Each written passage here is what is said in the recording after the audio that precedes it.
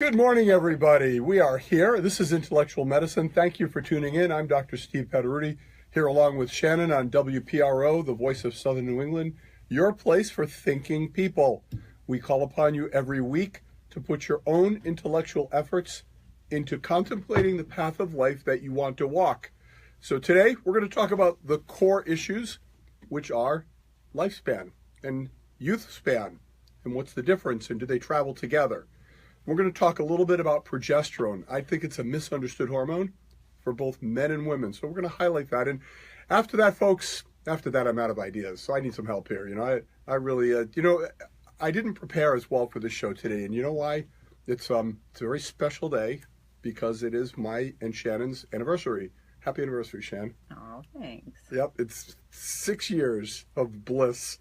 Hey, we got to tell the story, though, of our wedding day at some point. That was crazy. It was crazy. I mean, so just bear with me, and we'll get this story, and then we're going to get to the meat of the show. But so here we are. We semi-eloped, I would say, right? We're going to get married in Bermuda. Just us. Just the two of us, right? So we take off, and we have this whole thing planned. Flying out of Boston to Bermuda, and we were working really intensely. We had about 3 days to get this done. So we rent the limo. We get to Boston. We missed the flight to Bermuda the day before our wedding.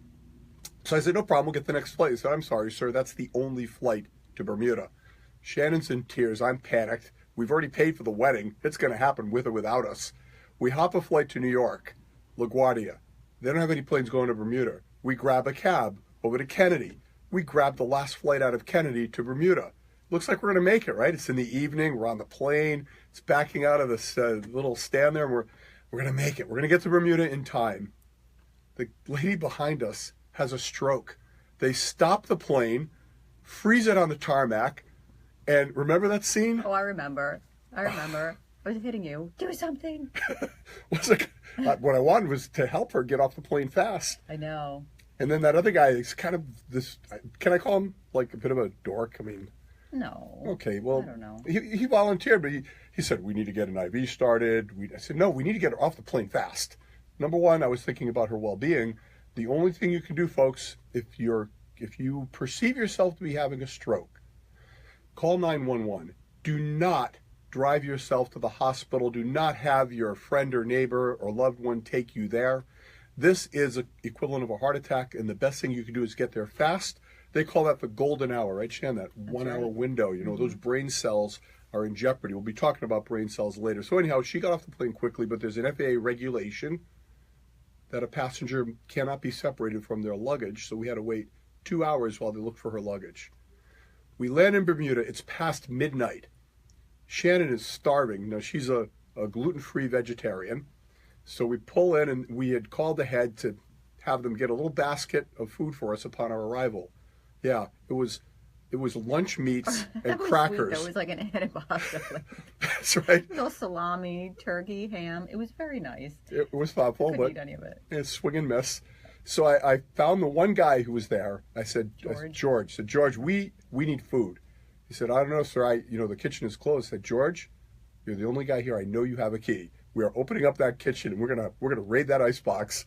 So we're rummaging through the kitchen at 1 a.m, grabbing peanut butter, anything we get a hold of. But well, we made it. We got married, and that was 6 years ago. So it was a great wedding story that ended up happy. Although, boy, I was in a panic. Yeah, that was a close one. Yeah, we almost missed. But anyhow, so here I am, right? It's our 6-year wedding anniversary, and Shan, I had a dream the other day that I was 41.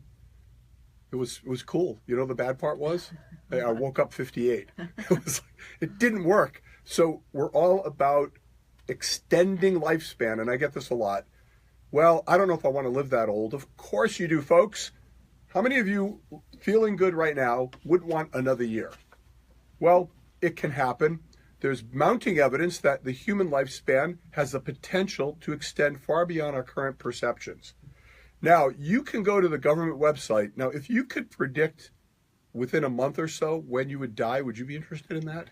No. Well, then close your ears because I'm about to tell you. There's a website you can go to. It's on Social Security, and it's to help you decide when to start taking your benefit. You plug in your date of birth. They spit out when you're going to die. It's Wow. Yeah, well, not quite that. I mean, yeah, I mean, they kind of need to know, payment-wise. Well, It's not terrible. But that's for the average person, right? That's not for our listeners. It's not for our listeners, no. But you start with the average, and you realize that average has extended by 21 years in the span of our lifetime. There's evidence based upon history that the human lifespan can extend. The only question is how far. And the other piece of that is how do you keep it youthful? So here I am at age 58, and the average lifespan for an American male is somewhere in the mid-70s. But guess how long I'm going to live, Shan? How many more years I've got? That's a lot of math right now, but I'm going to say till 120. I like the way you think. I've often said that.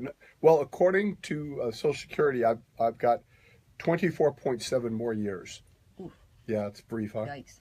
Mm-hmm. And I will die at the age of 84.3. You, on the other hand, Shannon, and you better get good at the show because you'll have to carry the torch. You have 42.2 years left. Oh my gosh! Wow. Yeah, huh? It's there we sobering. go. Got a whole nother chapter of life, and you're going to make it till age 85. But listen, folks, blow that up, because in order to achieve anything, the first aspect of that is your objective. What's the objective? And to a person, Shannon, and you know this too, people want to live well. They want to be out of pain. They want to be able to get out of a chair and walk. You want to have your brain functioning. You want to have your muscles functioning. You want to have sexual vitality. You want to be alive. And that's what we aspire to do for all of our patients. We're going to talk today as well, Shan. I think we should talk about facial anti-aging. Absolutely. I think this gets misconstrued as a shallow aspect of vanity when it is a core element of our identity. Hey, look, what's the first thing most of us do? We get up in the morning. What do? Brush my teeth. And what are you doing when you're brushing those teeth? You're looking in the mirror. And you're assessing your face. So Maya's back there. I bet she looked in the mirror. She looks good this morning, Maya. A beautiful day. That's a beautiful smile. It's what we do because our face matters. And it never stops mattering.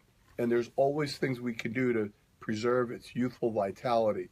And we're going to talk about that after the break. We'll bring that up, Shannon, because we actually pioneered the Clarion, which is a device that we use, that we actually helped in the early stages of its research in order to stimulate growth of new skin cells and reversal and elimination of wrinkles.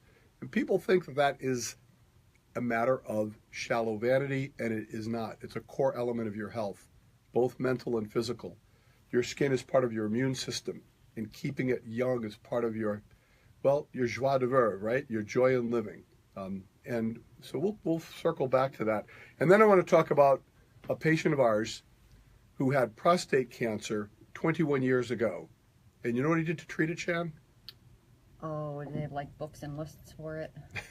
He did nothing. Oh. He did, as he puts it, I did the Swedish treatment. I just watchful waited.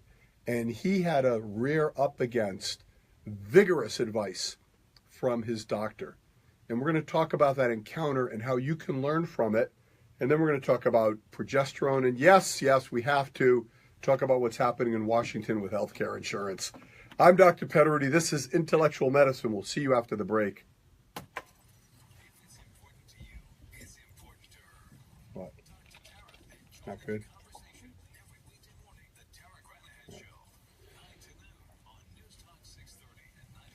I think we should also talk about pregnenolone and DHEA. Okay. Why do you think that? Because all of our clients say, why am I taking this? And what is this? But I'm already on hormones. Why do I need this? Okay. Good advice. Mm-hmm. Pregnenolone and DHEA, lesser known but important hormones. Mm-hmm.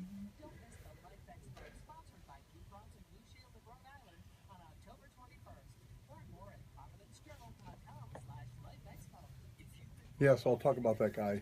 Very impressive. You know, you talk about intellectual medicine, and this gentleman embodies the spirit and the practicality of it when it comes to how do you want to live and what you want to do. And he was a man ahead of his time and was able to, 21 years ago, before the internet, go and do his own research and figure out that the treatments they were proposing were harmful and potentially of no benefit.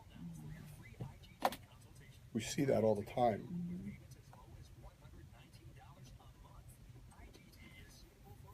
I might do that color guard. I don't know if I'm going to do the scope. You know? Why?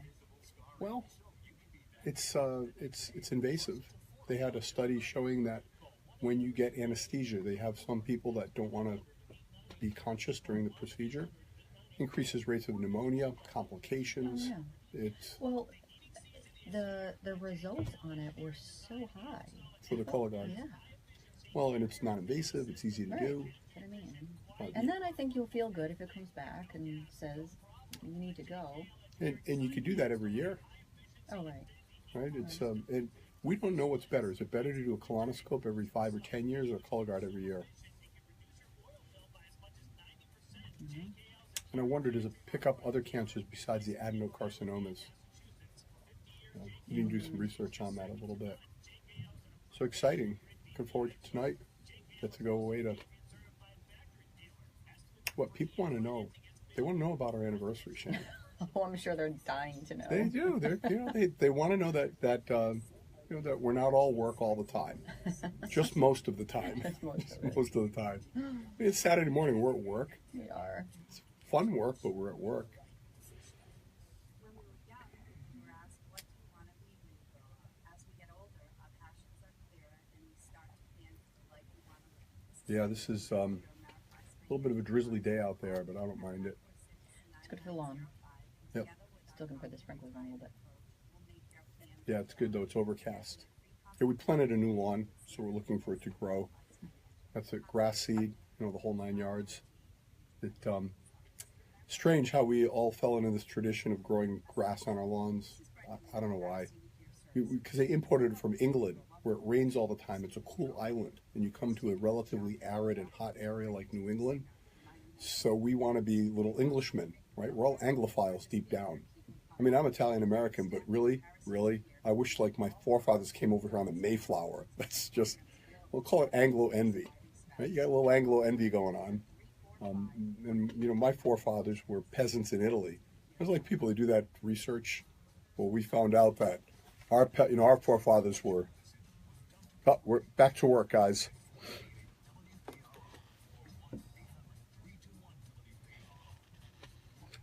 All right, folks, we are back. Remember that movie, Saturday Night Fever? Were you born then? I think I was too young to remember. Too young. See, Maya doesn't remember, but that song is eternal. That goes on forever. Tony Manero, I think that was his name in the movie. Anyhow, he danced, and I got to tell you, dancers age well.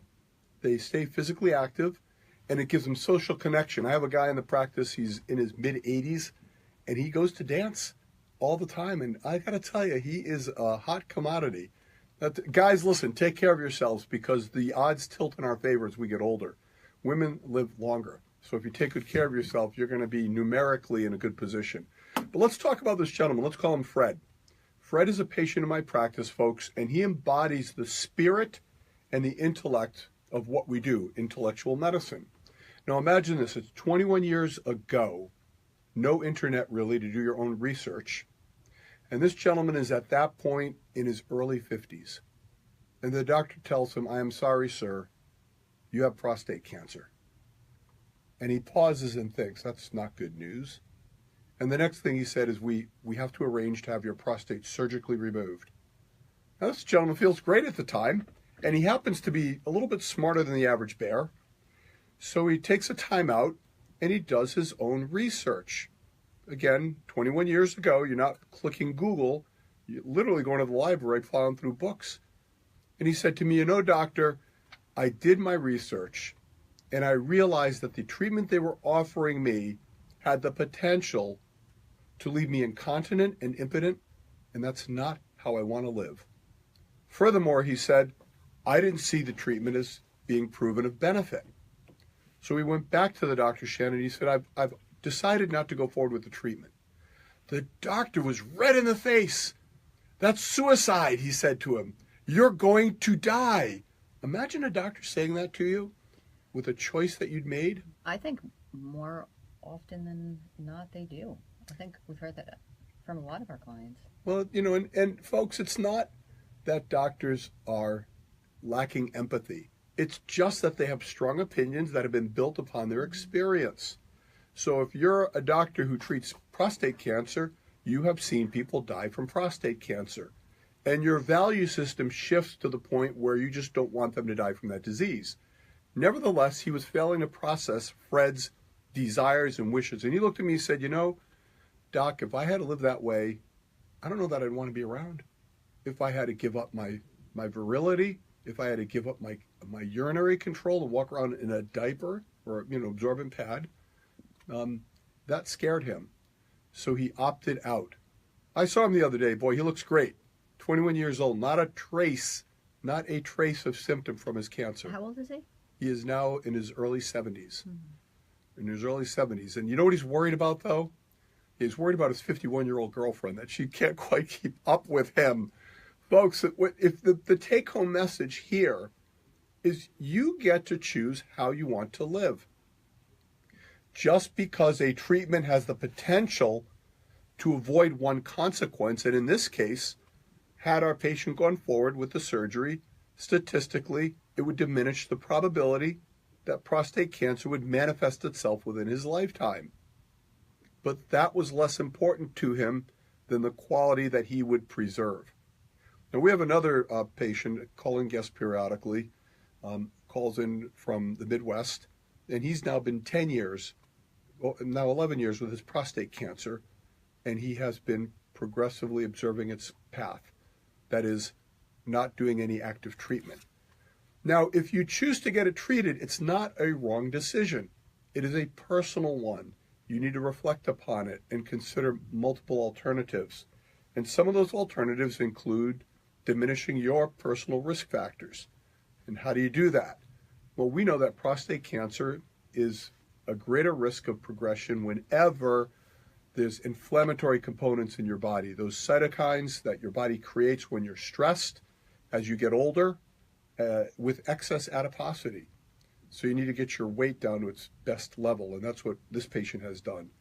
You need to keep yourself fit because exercise reduces cytokines, and cytokines stimulate cancer growth. He has 5 gold medals in Senior Olympics, Shannon. I know. I think you're jealous. I am. Come on, Senior Olympics. Yes, maybe I should say. I think I got some potential there. I don't know. High jump and discus. That's what I'm going to do. High jump? Yes. Why not?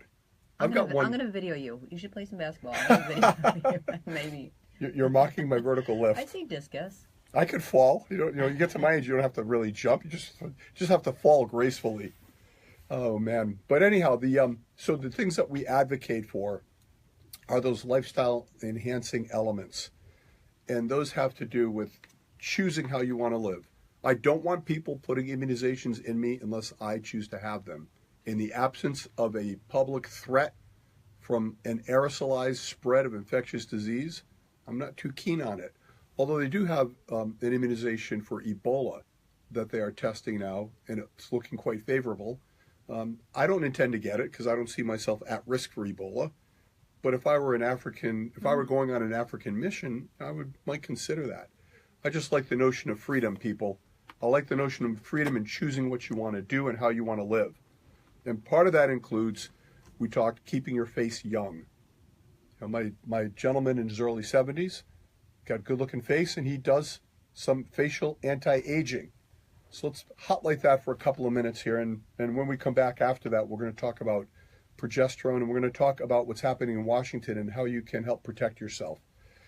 The dynamic think of your face as the prow of a ship.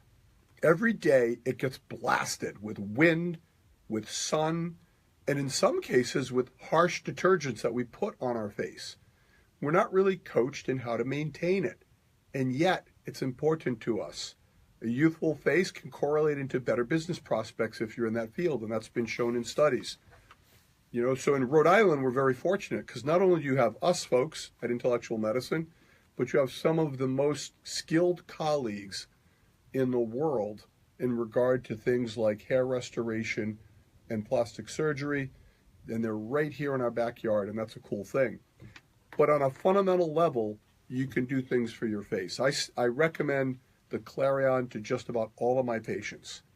Procedure takes 15, 20 minutes, utterly painless, and it stimulates your collagen to grow. And when should you start that process? As early as your late 20s and early 30s. When you start at a more youthful age, your cells are more responsive. And if you're looking in the mirror, you're seeing red lines, those little spidery vein things, brown spots. These are the things that accelerate the appearance of aging. They can all be eliminated. They can be addressed. And people will say, yeah, but it's not natural. I don't know if I want to do that. It is your own stuff. There's nothing artificial going in you. And we have, at Intellectual Medicine, this is part of what we do. And I want to emphasize it's part of what we do.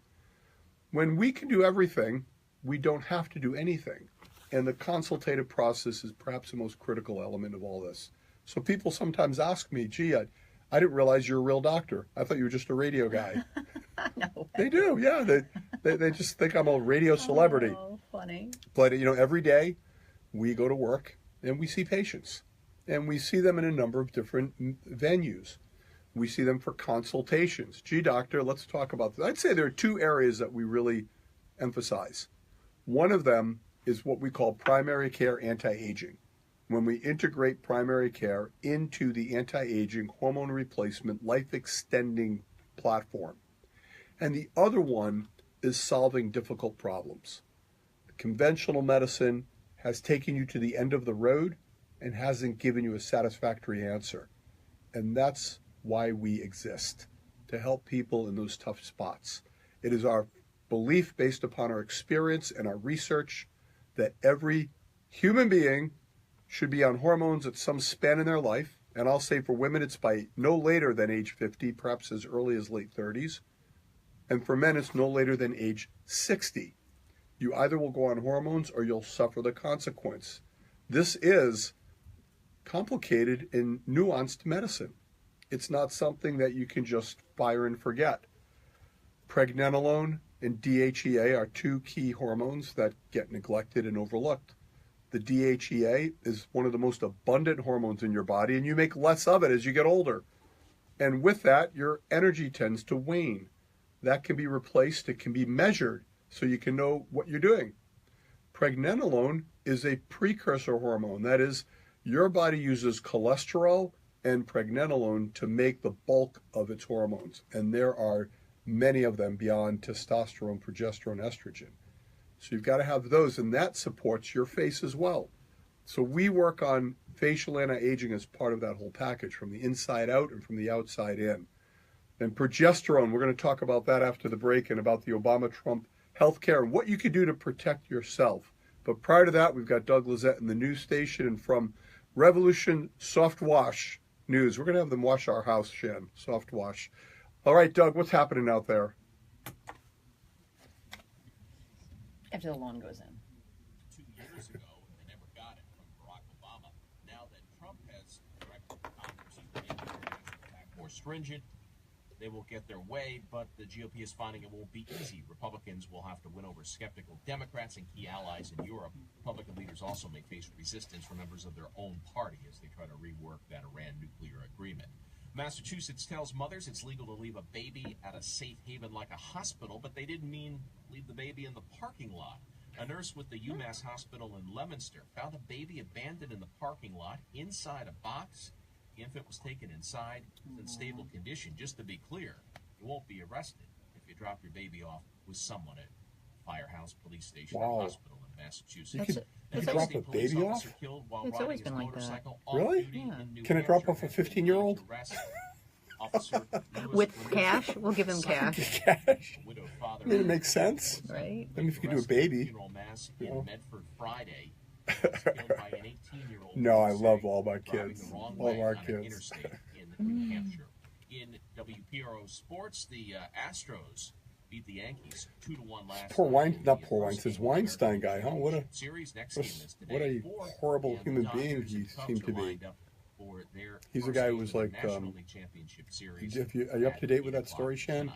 Harvey Weinstein is a major producer, and people are coming out in dozens. He's like the Bill Cosby of producers. Guy like that needs to. I mean, it's been what, 20 years, 30 years? It's like a long time. It's like when you scratch the surface, it just comes like springing out. Right.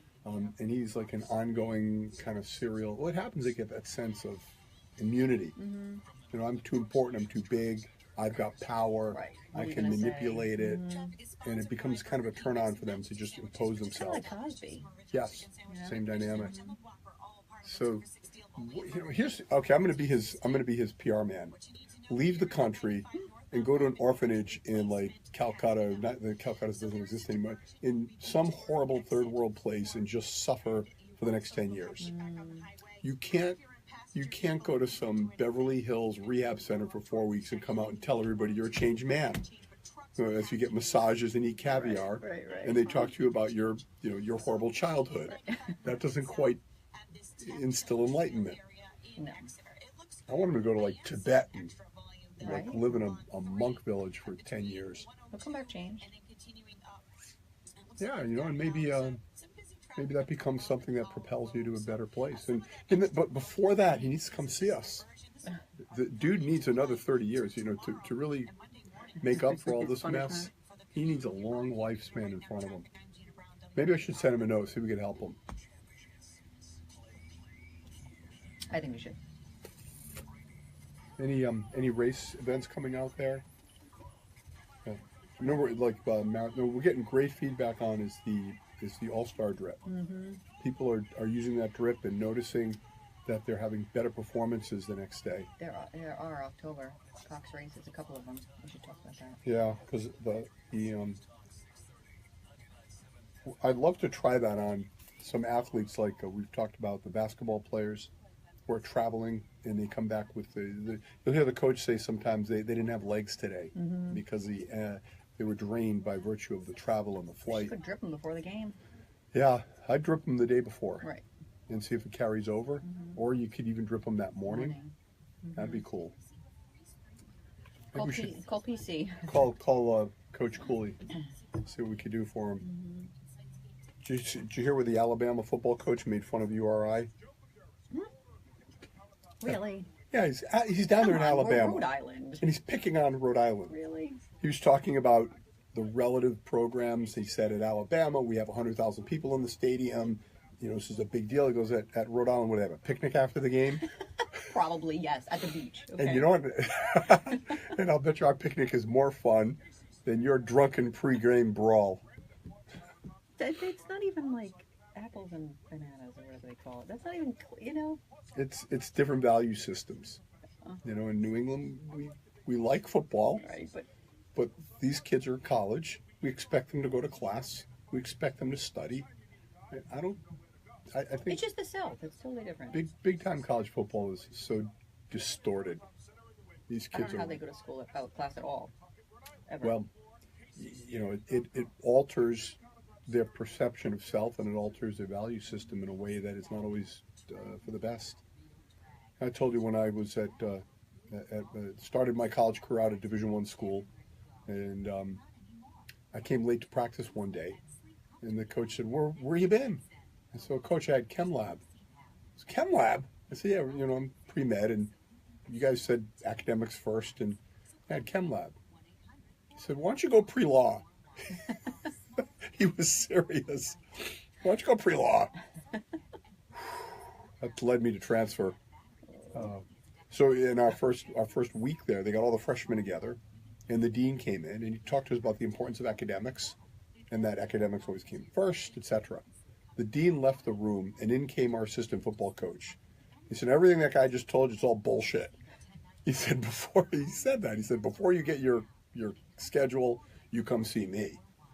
And everybody had a particular course we had to take because we were guaranteed to get an A in it. And it would help our GPA. Guaranteed A, all you had to do is show up. It's a nice class. How about that, huh? I like it. And we were a low-level Division I school. This was not like, Alabama. this is not Alabama. I just don't see them taking their star running back and saying, "I'm sorry, Right. your English score is a bit low. Right. You will not be playing Saturday. You'll be doing a study hall instead." But, you know, the fear about chronic traumatic encephalopathy has gotten so pervasive, they don't let them practice football anymore. I was watching that game. I watched a football game last night. Tackling was abominable. When I talked to my son, he plays on the high school team. they don't let them hit. They're just hitting like bags and dummies and stuff. Sorry, you got to, practice to play. Yeah, then just don't play. Then just say, you know what, no youth. Well, no, but I'm 30 seconds. Yeah. What are we in the middle? We've got to talk about progesterone and brains. Let's talk about progesterone and brains. Well, Discover makes it quick, easy, and best of all, free. Discover is now offering credit scores to everyone for free, even if you're not a customer. And checking your score won't hurt your credit. We call it the Discover Credit Scorecard. And once you know your score, you should check to see if your current credit card is the best fit for you. Check your credit, compare your card. Go to discover.com/credit scorecard. Limitations apply.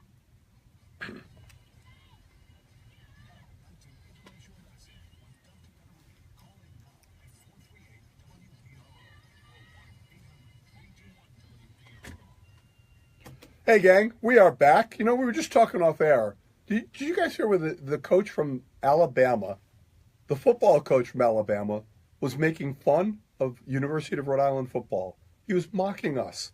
Alabama mocking us. That's like the 400-pound bully in the playground picking on the 100-pound weakling. That's rotten. Lou Saban, that's a rotten thing to do. I'm going to challenge Lou Saban. I'm challenging him to a wrestling match for state pride. Alabama versus Rhode Island. Come on, baby, bring it on. Anyhow, he was saying that, at Alabama, we have 100,000 people in the stadium, and it's a big deal. He goes, we have national television. This is playing for a national championship. He said, you got a school like Rhode Island, they're having a picnic after the game. I'm thinking, that sounds kind of nice, right? Picnic wouldn't be bad. So the value systems get skewed, and it alters the way people think of themselves. And the fear out there is regarding brain injury. It's legitimate, but in my opinion anyhow, we need to be searching for the remedies to the problem and not compel people to abandon physical activities. Soccer, they're doing headers. Hockey, they get head injuries. Basketball, they collide. Getting your head injured is inevitable in the span of life. And people will say to me sometimes, gee, doc, should my child play X sport? I think it's dangerous. You know what the most dangerous thing is, folks? Sitting in your chair. More people die from sedentaryism than from any physical activity, sport, or endeavor. So stay active, take care of your brain, don't intoxicate it, make sure that you get antioxidants. And what about progesterone? Well, progesterone, traditionally thought of as a female hormone. And if you've ever if you're a female and you go to the gynecologist and you've had a hysterectomy, that is, they took out your uterus, you've been told that you don't need progesterone because you no longer have a uterus. And the purpose of progesterone is to prevent the lining of your uterus, called the endometrium, from overgrowing. And in the early days, Shannon, when they were doing hormone replacement, they only did estrogen. And this is pre-Women's Health Initiative. This is back in the 80s. And they found that women were overgrowing the lining of the uterus and developing bleeding, and that it increased the risk of endometrial cancer. So they said, let's make an artificial progesterone, let's make it a branded drug, and let's give it to women to protect their uterus. So they came up with a drug called medroxyprogesterone. It's one of the most common. It goes by the trade name of Provera, and it will protect the uterus. And then they found the risk of uterine cancer actually went down when women did hormone therapy. But keep it moving forward. Now we're in an era of bioidentical hormones because we have discovered and we now appreciate that the artificially manufactured hormones, and they were manufactured out of distilled horse urine so they could capture. You wonder where those horses are. Right? And how are they getting it? Well, they're getting it from horses. Oh, I know. But I always think one step. How is that? I know, but they're pregnant, aren't they? They got to, then they got to be extracting hormones, and I'm seeing stable full of these poor horses. Right. Just well, think of how the market for it. Yeah, it's odd.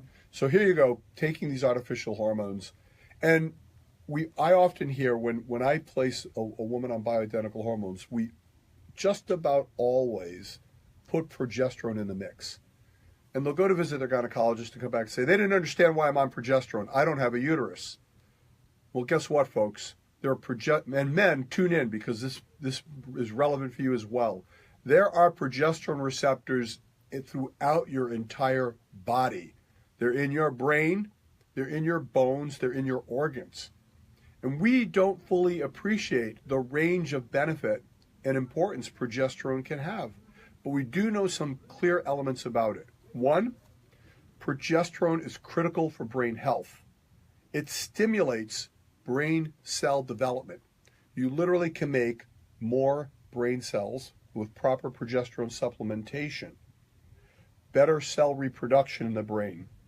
Preserving of an important organ or element of the brain called the oligodendrocytes. These are those critical connecting elements between brain cells. And they diminish in cases of dementia. Now think about it. This is the intellectual medicine part, people. We don't have definitive proof that what I'm about to say actually works, but look at the science, think about where we're going. Why do brains corrode? Might progesterone be part of the equation to keep them youthful and healthy? And it may, because if you are replacing that progesterone and it is preserving oligodendrocytes and it's preserving brain cells, there is a potential that that can correlate into healthier brain function. Here's what else we know. I see more cases of women and men, but mostly women, becoming disabled and dying from fractures, right? Broken hip. It's a horrible thing to have happen. And before the broken hip happens, you shrink. You get a Dowager's hump. So I had a woman in the other day, Shannon, and she was saying, you know, I'd like to age the old-fashioned, or naturally, that's the word. I want to age naturally. And I thought to myself, actually I said to her, so you want to shrink, you want to have your skeleton evaporate, the genitalia shrink, the brain fade. That is a historical definition of natural. So I'm advocating that we age in a new natural manner, including progesterone replacement with or without a uterus, without progesterone. How do you know if you need it? Well, one of the number one symptoms is trouble sleeping. Progesterone is essential for most women as a precursor to sleep. And typically the progesterone will start to drop when you're still menstruating normally. So unless you know these facts and your doctor appreciates them, you have the potential to miss an opportunity. You can't wait for your menstrual period to stop before you begin hormones. You'll lose some of its benefit. We even use Shannon progesterone in men at times for the same reason of brain preservation. When we come back, we'll tell you about the brain study with traumatic injury and progesterone, and then we're going to tell you how to protect yourself from the winds blowing out of Washington. I'm Dr. Petteruti. This is Intellectual Medicine. Did you know that about progesterone? Mm-hmm. I thought that was interesting. It's important stuff. It is. You know, talking brains. I mean, what's more important than your brain? If you knew you were going to keep your brain, that would be motivating to extend your life. Mm-hmm. The question is for men, really. You know, would low-dose progesterone be neuroprotective? And should they be on, like, say, 10 milligrams in the evening? A small dose. Because we have progesterone. I'm going to investigate that, and maybe we should consider that. We should get someone in their 20s and test them and see what their progesterone level is. Just curious. Men in the 20s? Yeah, just like random. Yeah. Let's get someone to practice. Be like, here's the saliva kit. Just do it. And good idea. To see. Mm-hmm. Yeah, but see, this is the intellectual medicine way, folks. Certain things there'll never be irrefutable evidence for or against. Therefore, we look at the science, and we have to discern for ourselves with the guide of, well, folks like me and Shannon, does this make sense? Should we apply it? How can we extend lifespan? You will not extend lifespan beyond its current level by doing the same thing everybody before you has done. It's just logical, right? If you do the same thing your parents and grandparents did, you're going to have a similar life arc. Well, the science is out there now where you can apply things differently. You can stay younger. You know, I went to my 40th reunion. We should talk about this when we come back. My 40th reunion. Right? Now, everybody likes to think they age better than their peers, but by golly, I want to say I've been doing this anti-aging medicine myself for 10 years, and I feel better now than I did 10 years ago.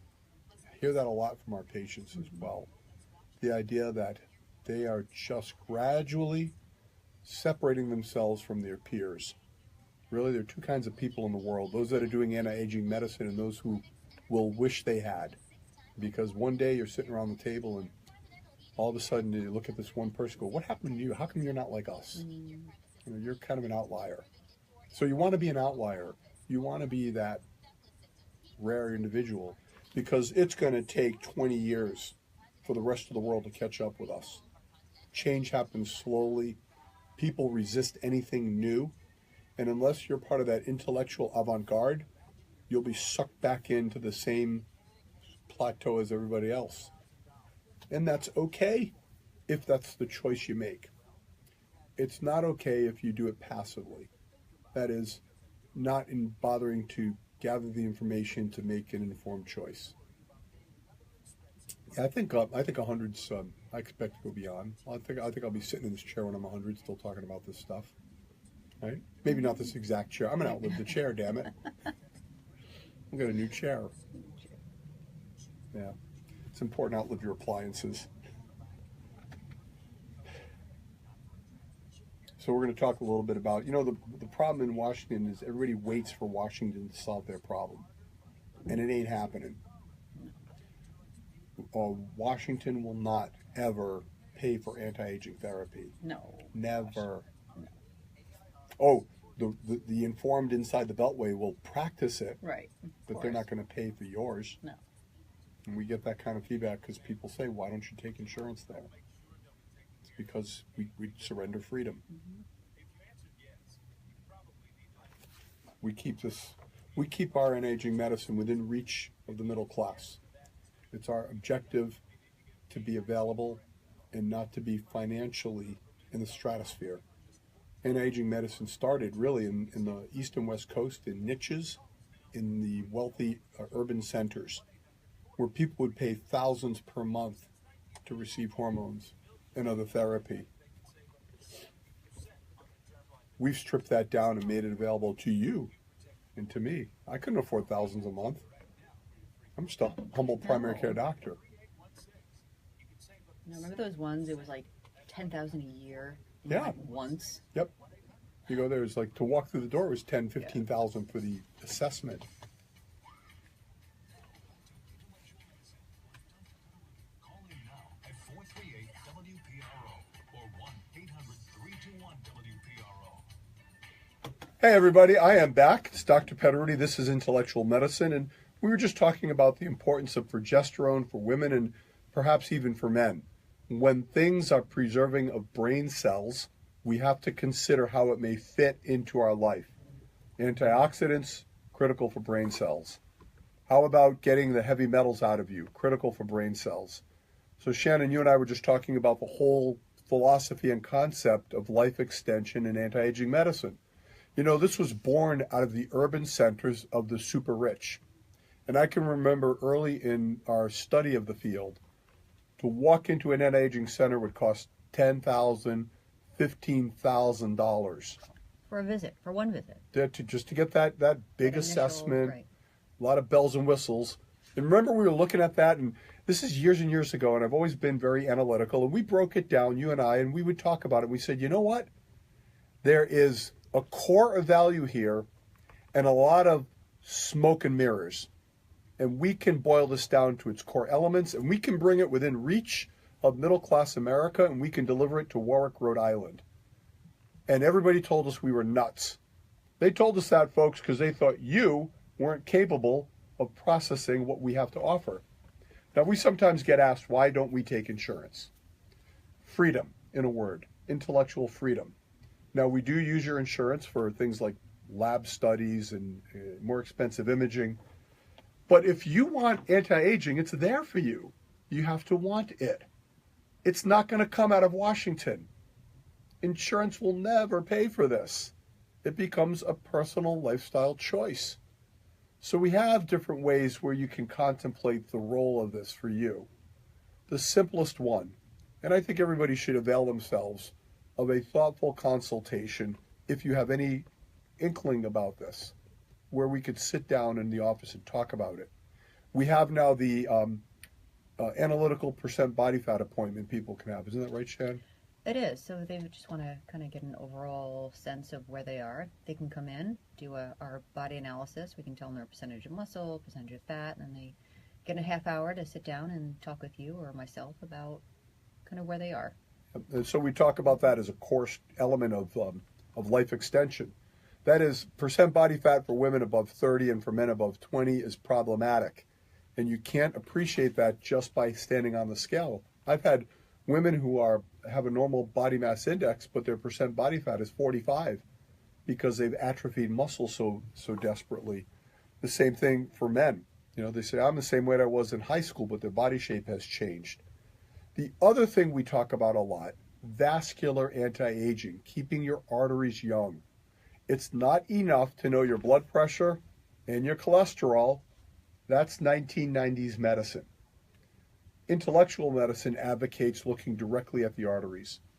Combination of imaging studies to look at the heart, along with the pulse wave velocity that's available, that also can be clumped together into an anti-aging consultation for the arteries. If you perceive yourself at risk, I had a great example of this, Shannon. A patient came in the other day, was on Lipitor, 40 milligrams a day. Had a history of atrial fibrillation, but no history of heart disease, no heart attacks, no strokes, no objective evidence of arterial disease. Now, if you're taking a statin drug and your doctor's advised it, don't abandon it based upon my say, but do your own reflection. If you've not had a history of heart attack or stroke, and if you're not a diabetic, it's highly probable that statin drug is causing more harm than good. And that has been backed up in studies. Likewise, for women, if you've never had heart disease, but you have high cholesterol, a statin drug may be the last thing you want to do. There are so many things to put in front of it. So we like to reach out to the public to make this available. Some people choose intellectual medicine for their primary care home. Now, we were talking before about what's happening in Washington. It's chaos. You know, Shannon, when I started in medicine 30 years ago, you know what was happening in medicine? Chaos? Chaos. Chaos. It's been there for 3 decades. Do you think that the current administration or the previous one invented this mess, or that they're going to figure it out in our lifetime? It's incumbent upon us to take care of ourselves. That's the intellectual medicine way. We're going to take care of ourselves, and we'll use that insurance if a catastrophic event occurs beyond our capacity. But the real art of the game is to not need that intervention, that you're so damned healthy that you don't need to rely upon extensive health care. Now, listen, I understand. You can do everything right, and the lightning bolt can hit. And we've had people come to us, Shannon, who are eating clean, exercising every day, doing supplements, avoiding toxins, and they get cancer. And the only comfort is knowing that they are stronger and more ready for the fight because of what they've done. So nobody gets out alive. That's a fact. However, we can all practice our own form of anti-aging therapy. Now, they have programs out there referred to as Health Share. And if you've never heard of them, you owe it to yourself to look into them. Now, we have nothing to do with it other than we like their philosophy. Liberty Direct, am I saying it right, Shan? Liberty Direct is a health share program, and there are others. If you Google the word health share, it'll come up. And these are programs born out of the religious tradition of people taking care of each other. And when Obamacare first came to be, some of the churches, like the Mormons, said, you know what? We don't do insurance. We take care of each other. We contribute money as a shared amount into a pool, and we pay bills out of that pool. So the government said, okay, we'll give you guys an exception. Then they had the wisdom to offer it to everybody and make it a national offering. And you don't need to be a Mormon. You just need to be agreeing of this philosophy. You contribute money in the health share every month. It's like a premium, though it's not called that. And then you draw out of that when you need to if your cost of health care exceeds the amount that is typically paid for. That is what you traditionally think of as a deductible. Now, we went to this how long ago, Shan? Year and a half? About a year and a half. We switched to a health share program with Liberty Direct, and it's been fantastic. We were facing, what, $1,400 a month Blue Cross bills. Right, $10,000 deductible. Right, and it was going up, and that was a couple of years ago. I'd hate to think what it is now. For independent businessmen and women, for individuals that are trying to get insurance, it is stratospheric. So we dropped it. And, you know, for a while we had no insurance. Remember that? Oh, we did. We I were- remember. We went right in the aftermath of Obamacare. We became uninsured, so that was a weird time. It's kind of scary, but we got through it without catastrophe, and we joined Liberty Direct. And when you join a health share program like that, your monthly costs are going to drop into the hundreds. And our deductible for our whole family, our monthly cost is below $500, isn't it? Oh, it's like $325 For the whole family and the kids. per month. And the deductible, if you will, is $1,500. 500. 500. 500. No, I thought it was 15. Anyhow, Anyway. it's low. It still beats It's low. 10,000. So you can look at that, but the real take-home point here is that anti-aging medicine is real. It's here to stay. It's going to become a fixture in the economy. It's going to be a fixture in the arc of life. And I was just telling Shannon, went to my 40th reunion recently, East Greenwich High School, class of 77. Can you believe it? 40 years. And I was walking around the room feeling pretty good. You know, I love my classmates, and many of them have held up pretty well. But there's going to be this point of separation where the folks that are doing anti-aging medicine are going to look around and realize they're just different from the other people their age. And that point of separation is going to extend. Shannon looked over me at one point during the evening. He said, I can't believe you graduated with this class. Not that there's anything wrong about them, but there's a traditional aging arc that most people are on, and you don't need to be on that arc. Right? There are two kinds of people out there. People that are practicing anti-aging medicine and those who will wish they had. So you can age the old-fashioned way. It's your prerogative. And it doesn't make you a bad person, and we'll still love you. And you can still address your healthcare needs and never do anything in the advanced anti-aging realm. You can do your own form of anti-aging medicine based upon healthy eating and exercise and leave it at that. That will do good things for you, but it's not going to do novel and extensive things beyond the normal arc. And so we applaud all those decisions that people make, and we applaud you for listening to us. After the show, we're going to take off. We're going to celebrate our anniversary tonight, Shan. We're heading out to Cape Cod and to Provincetown, where we're going to buy a painting. That'll be fun. And we're going to be back here next week, however, talking about how to keep you alive, keep you young, talking about the problems medicine can't solve, talking about the ways that you can protect yourself from some of the more aggressive aspects of conventional medicine. Have a great weekend, everybody. I'm Dr. Petteruti. This is Intellectual Medicine on WPRO. From Shannon and I, we're wishing you 120 youthful years. See you next week.